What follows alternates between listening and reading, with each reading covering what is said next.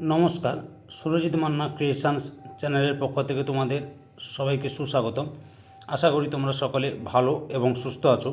আমি তোমাদের জন্য এই ভিডিওটিতে তুলে ধরছি 2026 সালের রায় ও মার্টিন প্রশ্নবিচিত্রা থেকে ক্লাস 9 তথা নবম শ্রেণীর ছাত্রছাত্রীদের জন্য ফার্স্ট ইউনিট টেস্ট তথা প্রথম পর্যায়ক্রমে মূল্যায়নের ভূগোলের 11 নম্বর মডেল স্কুলের প্রশ্নপত্রের সেটটির সম্পূর্ণ সমাধান করছি। তার আগে তোমাদের কাছে অনুরোধ, তোমরা ভিডিওটি না টেনে পুরোটা দেখো। ভিডিওটি কেমন লাগলো কমেন্ট করে জানিও, ভিডিওটিতে লাইক দাও এবং শেয়ার করো, এবং চ্যানেলে নতুন হলে চ্যানেলটিকে সাবস্ক্রাইব করে চ্যানেলে সংযুক্ত হয়ে যাও। আলোচনা শুরু করছি।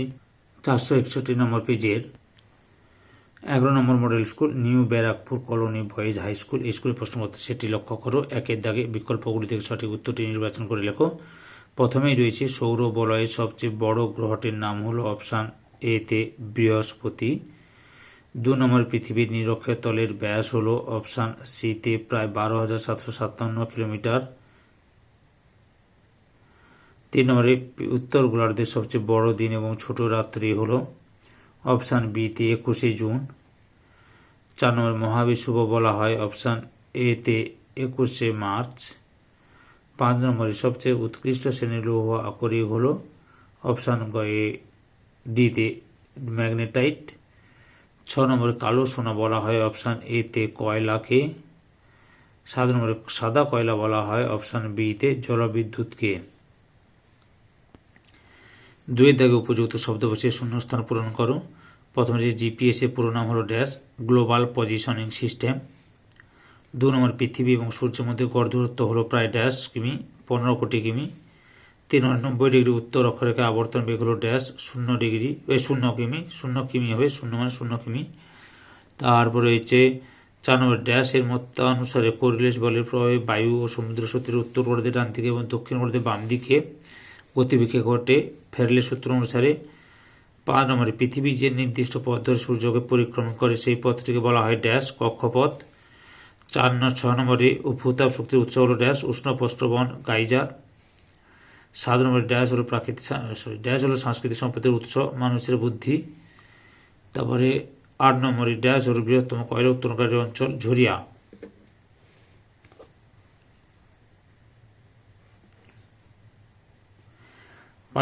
তিনি দাগে লক্ষ্য করে নিচের প্রশ্নগুলির অতি সংক্ষিপ্ত উত্তর দাও। প্রথমে রয়েছে জিওট কি, উত্তরটি লক্ষ্য করো।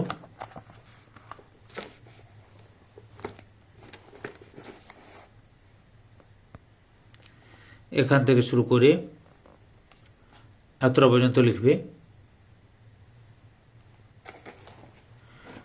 পরের 2 নম্বরে রয়েছে অধিবর্ষ কি,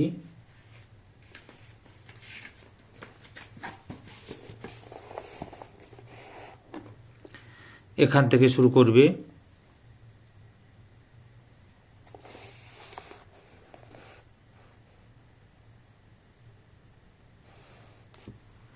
এতটা পর্যন্ত লিখবে।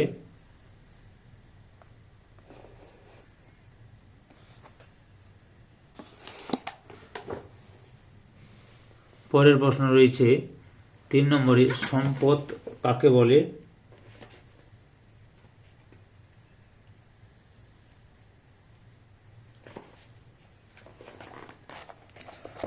উত্তরটি দেখো। এখান থেকে শুরু করে এতটা পর্যন্ত লিখবে।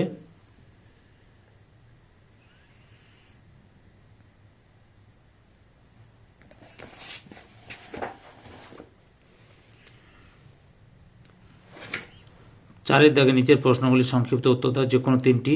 প্রথমে রয়েছে জিপিএস এর ব্যবহারগুলি লেখো।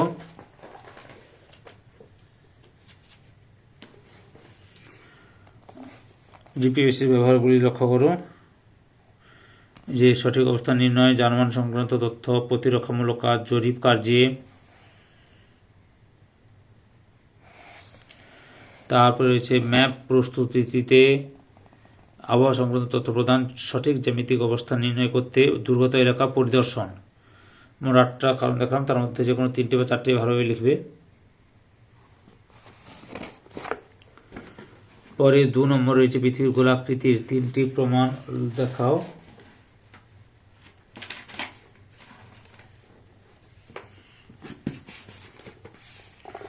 লক্ষ্য করো, এখান থেকে শুরু করবে গোলাকার ছায়া, দূরবীক্ষণ যন্ত্র, সূর্যোদয় সূর্যাস্ত, জাহাজের দৃশ্য।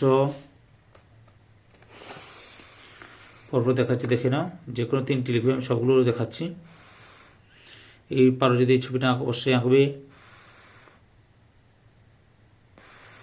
দিগন্ত রেখা, দিগন্ত রেখা ছবিটা আঁকতে হবে। ধ্রুবতারার অবস্থান লক্ষ্য করো। তারপরে নাবিকদের ভূপ্রদক্ষিণ, বেডফোর্ড লেভেল পরীক্ষা, লাস্টে রয়েছে প্রত্যক্ষ প্রমাণ রয়েছে। এই যে প্রত্যক্ষ প্রমাণ। পরে কি রয়েছে? 3 নম্বরে রয়েছে পৃথিবীর অপসূর অনুসূর অবস্থান। বলতে কি বোঝো?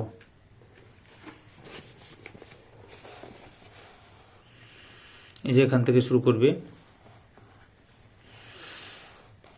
অপসূর অবস্থান এবং অপসূর অবস্থান।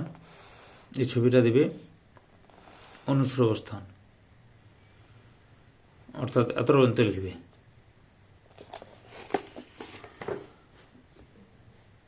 তারপরে রয়েছে পৃথিবীর আবর্তন এবং পরিক্রমণ গতির মধ্যে পার্থক্য লেখো।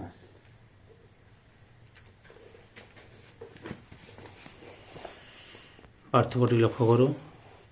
এই যে এদিকে 5টা দেখালাম, তারও আরও আছে, আমি দেখাচ্ছি। সরি, এই 5টি পার্থক্য তোমাদের দেখালাম, আর নেই। তারপরে কি রয়েছে? কয়লার ব্যবহারগুলি লেখো।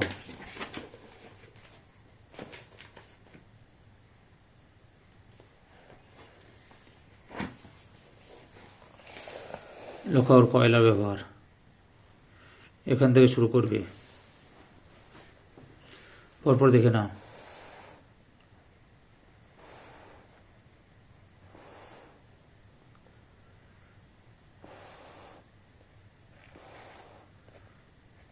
এত পর্যন্ত লিখবে।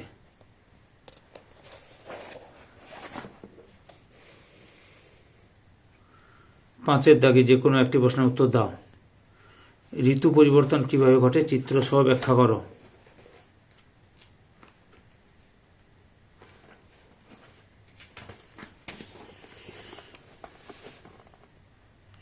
এখান থেকে শুরু করবে।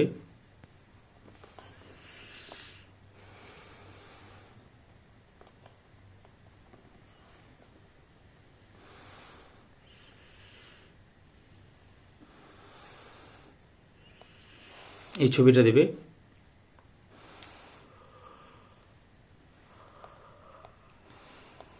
শীতকাল,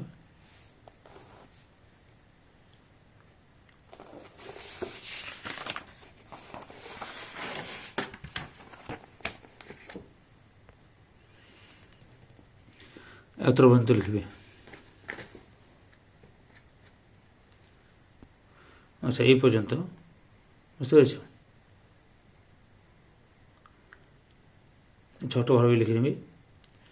ধৈর্য সহকারে সম্পূর্ণ ভিডিওটি দেখার জন্য তোমাদের সবাইকে অসংখ্য ধন্যবাদ। আজকে এই পর্যন্ত। পরবর্তী ভিডিওতে আবার দেখা হবে। Tata, bye bye.